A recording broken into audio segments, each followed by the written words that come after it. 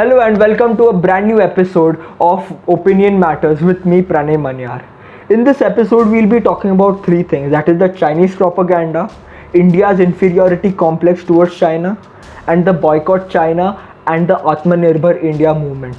So let's get started.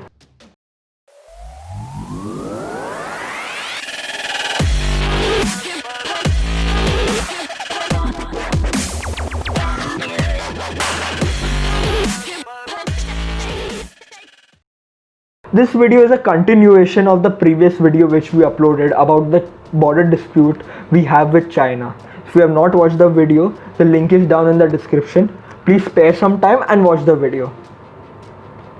So the first part of the video we are going to discuss about the Chinese propaganda which has been peddled on the internet mainly by the Communist Party's mouthpiece Global Times.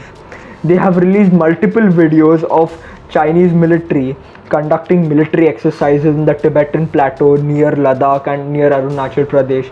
They have posted multiple articles threatening India of a war, defeating India in a war, and also flexing their military might.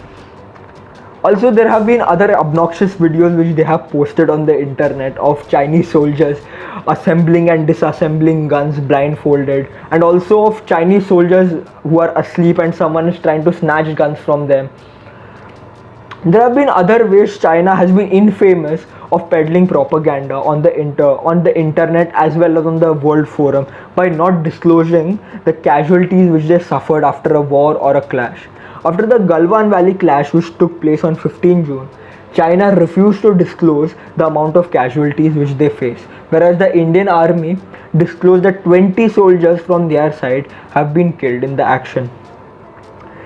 China says that they have not disclosed the casualties as a goodwill gesture and they don't want to escalate the issue with India. I feel that China is doing this to save their faces from embarrassment, because many intelligence reports have suggested that over 35 Chinese soldiers have been killed, and Indian army sources say that there have been 42 casualties from the Chinese side. There have been other ways that the Chinese have been peddling propaganda on the internet. This is mainly through Twitter handles. One of them is Eva Zhang. Although Twitter is banned in China, so you know it is a Chinese bot or a Chinese operative from the Communist Party.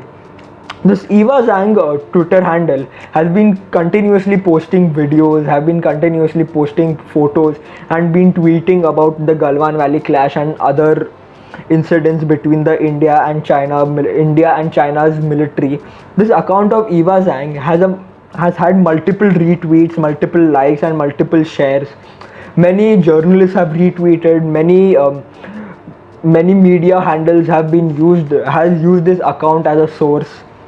So if you come through these such media accounts on social media and such Twitter handles, I suggest don't share their videos, don't like their videos, do not retweet their any sort of content. And speaking about Global Times propaganda, do the same. Do not share it. Do not send it on your WhatsApp groups. Just keep it to yourself. Watch it. Do not like it. Do not comment on it.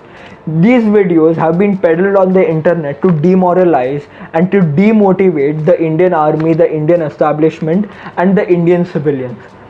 So I suggest you to keep these videos, keep these propaganda articles, videos aside, and not be affected in any way. So coming to the second part of this video, we'll be talking about India's inferiority complex towards China. This is mainly attributed to the defeat in 1962. After every border skirmish, the Chinese establishment rushes to threaten India of a war and recreation of the 1962 scenario.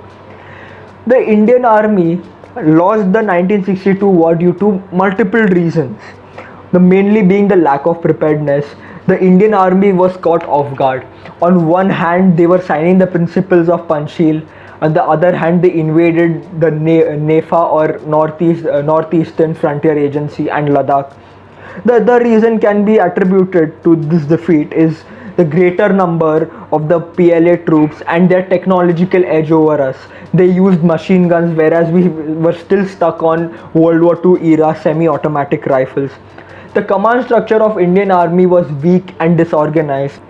The fourth main reason, which I think is the core reason which India lost, is due to Indian military's lack of experience in warfare.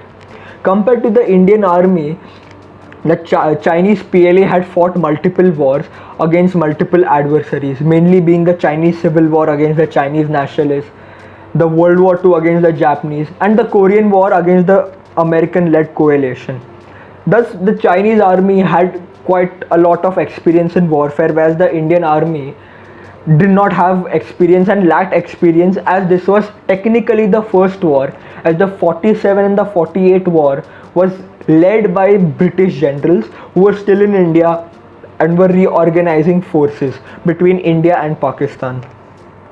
Coming to the conclusion of this part, can China recreate what happened in 1962? The answer to this is a very short no.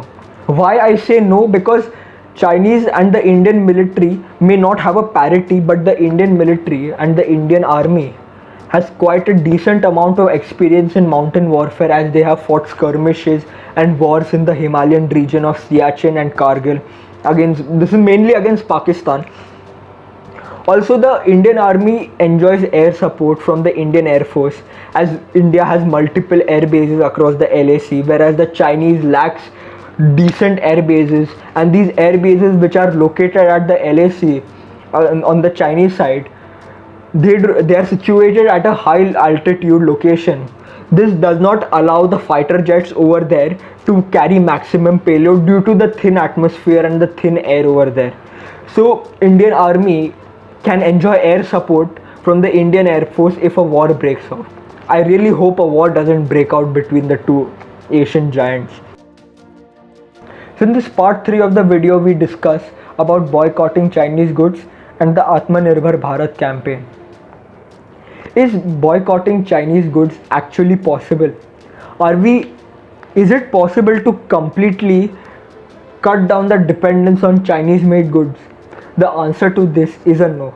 It is because the Chinese manufacturing sector is much more competitive and is much stronger than that of the Indian manufacturing sector. However, this is possible by being vocal for local and purchasing Indian made goods instead of Chinese made goods. This can be done through substituting Chinese goods with Indian made goods.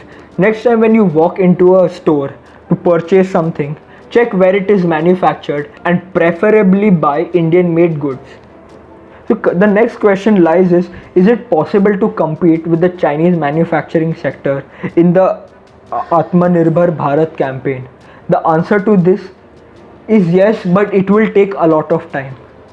In recent times, we have seen multiple companies snubbing India as a manufacturing sector or a manufacturing hub and preferring countries like Vietnam, Indonesia, Malaysia and Thailand as a manufacturing hub. This is because India lacks good infrastructure like good railways, good roads, good ports and good highways as well. India also possesses this problem of a lot of bureaucratic red tapes and business restrictions, and in some areas there is no 24/7 electricity and supply of water. However, these countries have overcome such problems and are able to bring a lot of investment from abroad mainly in manufacturing sector. If India wants to overcome such problems, we need to improve on infrastructure and on supply of electricity and water. On the other main factor we have to concentrate is on cutting down on bureaucratic red tapes, reducing taxes and cutting down on business restrictions.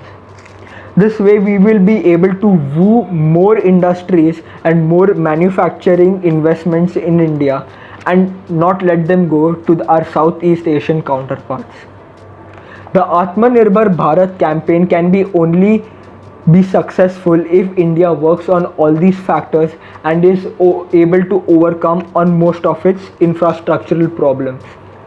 However, this will take somewhere between 15 to 20 years in order to become a manufacturing hub and compete with our Southeast Asian and our Chinese counterparts. So I'd like to conclude this video by saying that the Atmanirbhar Bharat campaign can be only be successful if India overcomes all of these problems in the upcoming few years. Until then, I request you and suggest you to buy Indian made goods and be vocal for local and replace your Chinese made goods with Indian made alternatives. I hope you enjoyed this video. Until then, keep asking the right questions, keep searching the right answers. This is me, Pranay Manyar from the 21st Talks. अब हम बोलेंगे.